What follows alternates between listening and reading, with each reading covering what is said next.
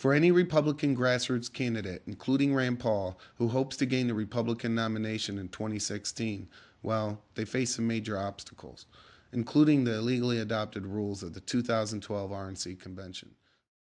The 2012 rules of the Republican Party were pushed onto the national delegation for passage by some pretty controversial methods. We can find excuses to strip them of their delegate credentials. We can lock some of them out of the convention center.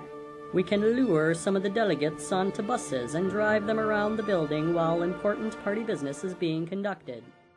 At that point, I'm looking to have you approve by voice the North Carolina delegation supporting leadership's petition. This late in the game, if you don't remember anything else, remember, support your leadership.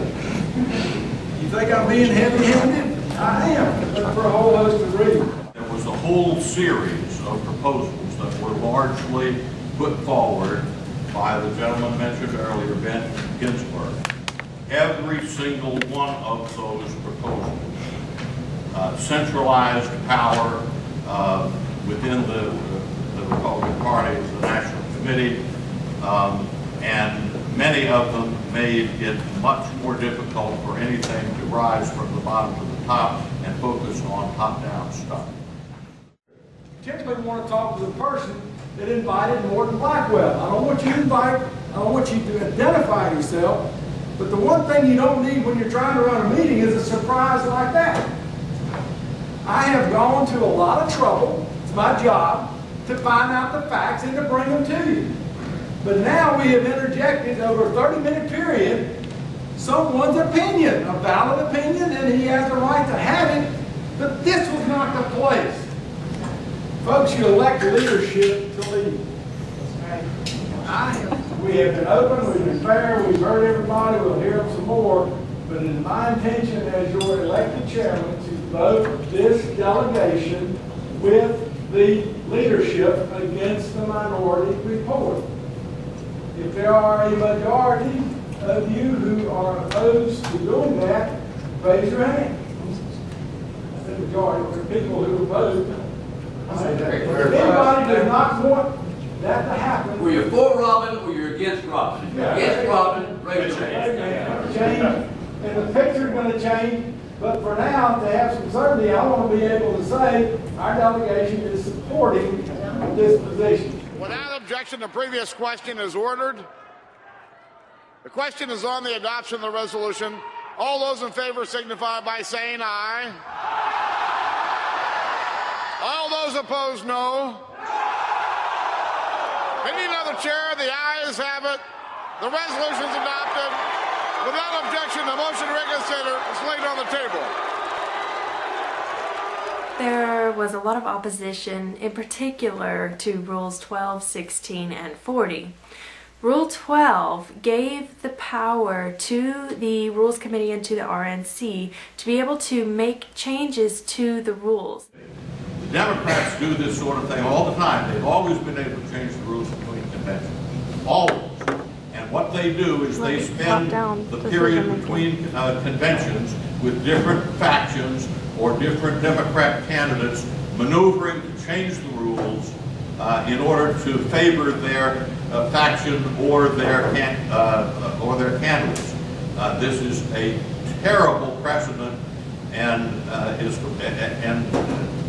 takes away the stability of our rules between conventions. So that's the issue on Rule 12. Prior to the 2012 form of Rule 12, only the national delegation, the grassroots most active members from every state of the Republican Party, only they had the power to make amendments to the rules. Since the beginning of the Republican Party, we have had this idea that the rules that have been adopted at one presidential RNC convention remain the rules until the next one. Now that they can change the rules halfway through, we have no idea from the beginning exactly how it's going to be at the end, and this is something that we have to account for. Rule 16 directs that the delegates from each state are bound by their primary or straw poll or preference poll Rule 16 takes the power away from a lot of these early voting caucus states in order to be able to choose their own presidential nominee. The caucus system is, meant as a way for people to send representatives from their communities, to the next level. And so, people at the precinct level send delegates to their county convention, who send delegates to the state convention. And these different levels, those delegates are free to vote their conscience, and they're chosen at the lower level based upon their perceived ability to best represent their area. By coming in and binding people to a straw poll, which is taken at on one night and it's supposed to be just a snapshot in time as to have a delegate stand. By binding people to that straw poll, then they're overturning the whole point of a caucus system, which is to be a representative Republican system where people are representing their communities and are not necessarily bound to where things stood on the caucus night. End of the day, it does not affect North Carolina. It's mostly about the proportionality and assignment of delegates.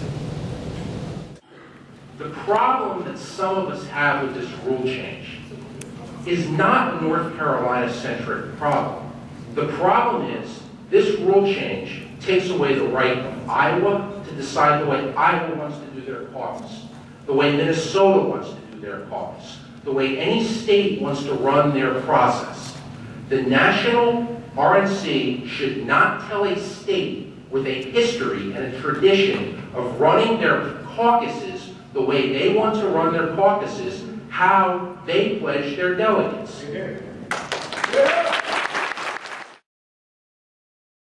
Prior to the 2012 form of Rule 40, the qualifications for nomination for the presidential candidates to even receive ballot access at the National Convention, they had to receive a plurality of delegates from 5 states. Anybody who volunteered or worked on the Ron Paul campaign knows how much work was put in, how difficult it was just to meet that requirement for a truly grassroots candidate to receive a plurality of delegates from 5 states.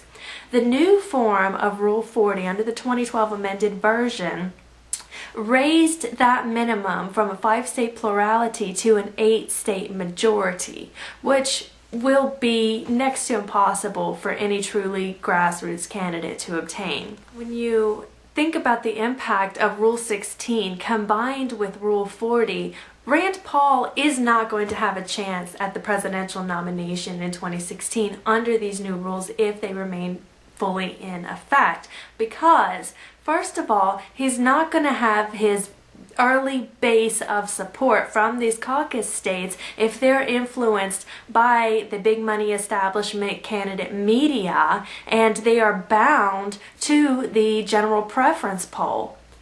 Combine that with Rule 40, which directs that he has a higher goalpost that he has to obtain as well, he does not have a chance. Full control is now gone over our party. If we cannot repeal these, I mean, we're borderline, going down in the Titanic. It's that serious. And for those that really sit around and, that are even contemplating the idea of who may run and who they may support in 2016, you're riding around on unicorns. I mean, really, you have really got to take a real deep look, pat yourself on the back for getting involved, but then say, wait a minute, what's going on right now that's going to affect that time down there? Because waking up like a zombie every 3 years or 4 years is not going to cut it.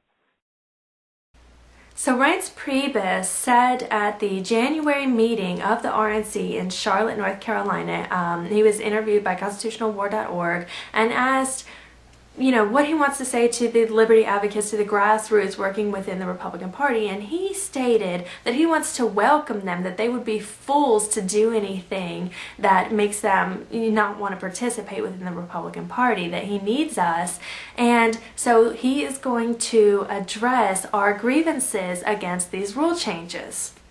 we would be fools not to welcome in the liberty movement in this party and across America, and you're going to see it. Absolutely. And one last thing, in April you will you will be reaching out maybe a little bit to them. So here's what we're going to do. Just because I know this is an issue, what we're going to do is have, for the first time ever, a rules committee meeting at our spring meeting at the RNC. It used to be for 20 years. States had 8 months to get their rules person into the RNC. And it made sense because we never had the ability to change our rules, so it didn't matter. You waited for the convention. Well, this time around, we're going to move up that meeting to spring. States are going to have, I think, until April 1st to name their person on the rules committee.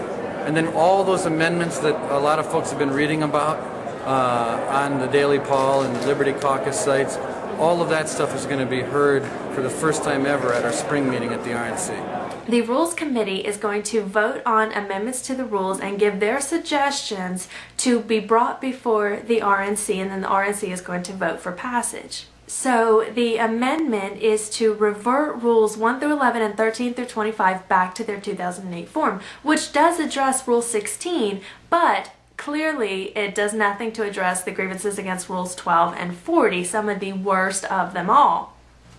If Rule 40 is not addressed at this April meeting, it is going to be 2016 before we can even work to make an amendment to Rule 40 to revert it back to that lower threshold of the 5-state plurality or whatever. In 2016, the Rules Committee would have to make the suggestion to revert it back to its less egregious form. Then the national delegation would have to vote to pass that suggestion. And even if they do that in 2016 at the National Convention, it won't even go into effect until the elections of 2020. 2020 is way too long to keep the grassroots just kind of hanging on the line in order for them to be able to determine for themselves which candidates should be able to have ballot access for the presidential nomination at the National Convention. The method of approach of going through the Rules Committee to make the changes to address the grievances that the grassroots have over these rule changes is simply not adequate.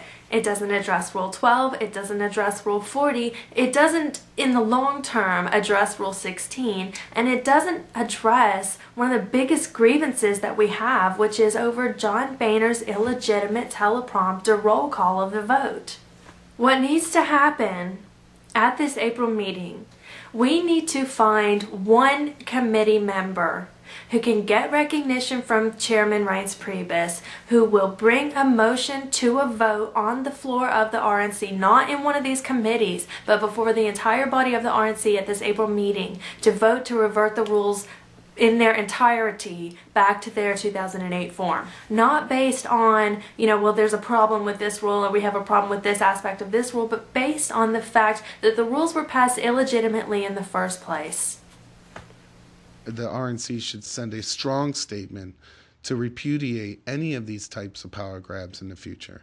And if we're able to successfully move those rules back to 2008, then I think that there is a chance for the grassroots in 2016 and a strong chance for Rand Paul to win.